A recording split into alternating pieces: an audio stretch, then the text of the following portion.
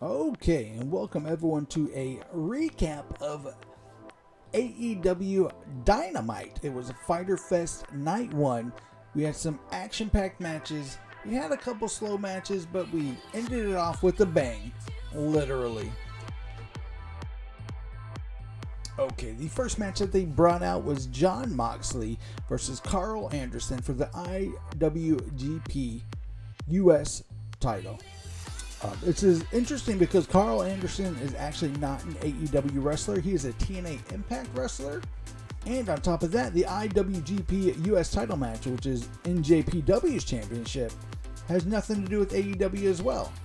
But either way, it was Anderson who came out with Gallows versus Jon Moxley. They did use NJPW rules, a 20-second count out for the outside of the ring, and a 60-minute time limit they put on it.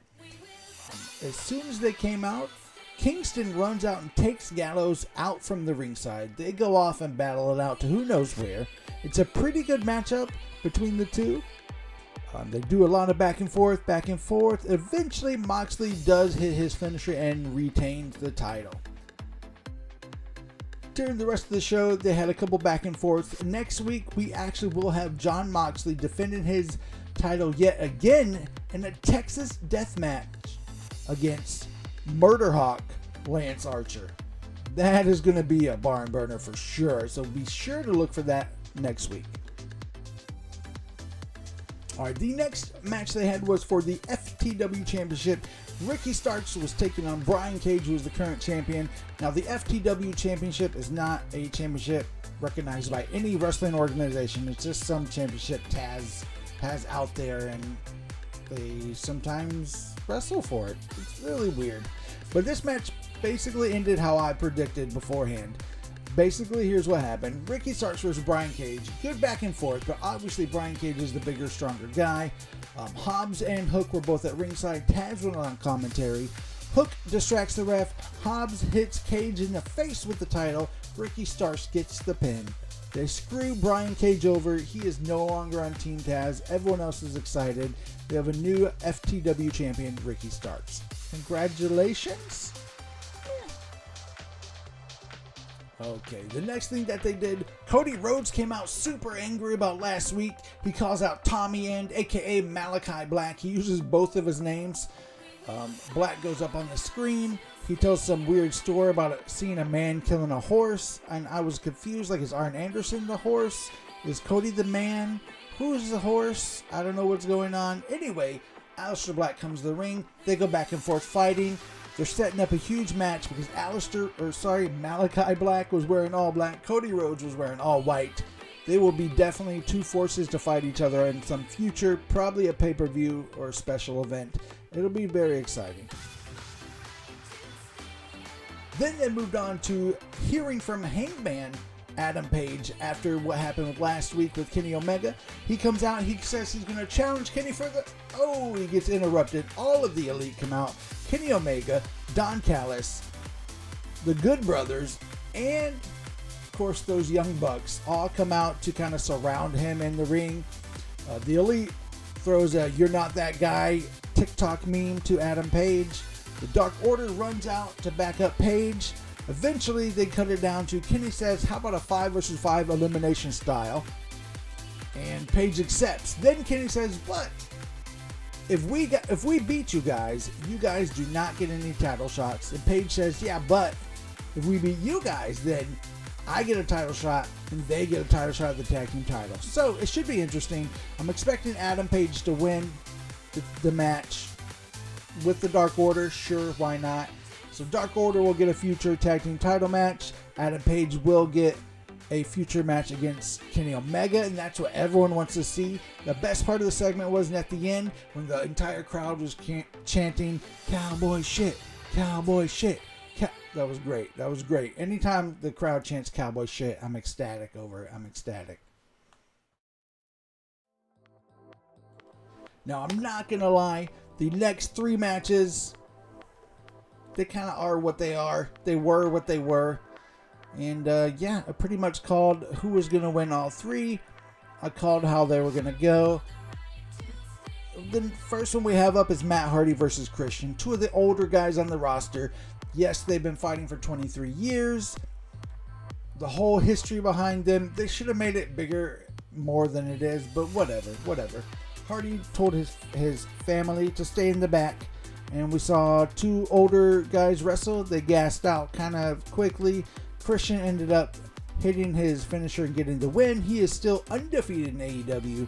The Hardy family runs out to attack Christian because they're the heels. Jungle Boy and Luchasaurus run out to help Christian because they're the faces, and they just kind of move forward. Then we had this match of Sammy Guevara versus Wheeler Yuta.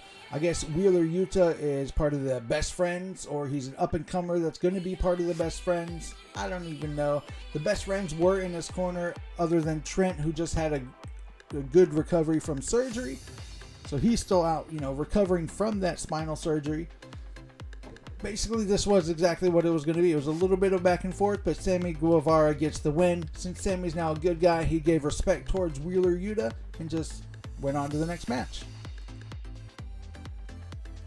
Then, for some reason, they wanted us to do two filler fluffer matches back to back. Penelope Ford went up against Yuka Sakazaki. Really, in the match, it almost seemed like there were more commercials on the TV than the actual match. But Yuka Sakazaki, who was out for 16 months, comes back, gets a win on Penelope Ford, moves forward. Possibly the biggest news to come out of Fyter Fest Night 1, AEW Dynamite this evening, was that they are having a new show, AEW Rampage.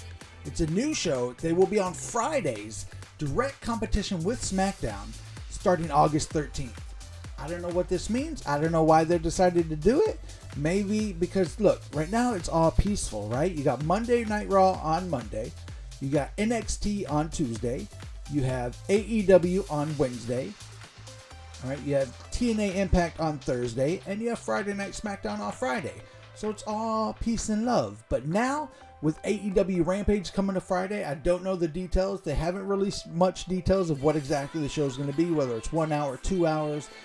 Who knows? Who knows? All I know is they're adding another show to their lineup, and it will be direct competition with SmackDown, which right now is probably the better of the WWE products, but we'll get into that in another video.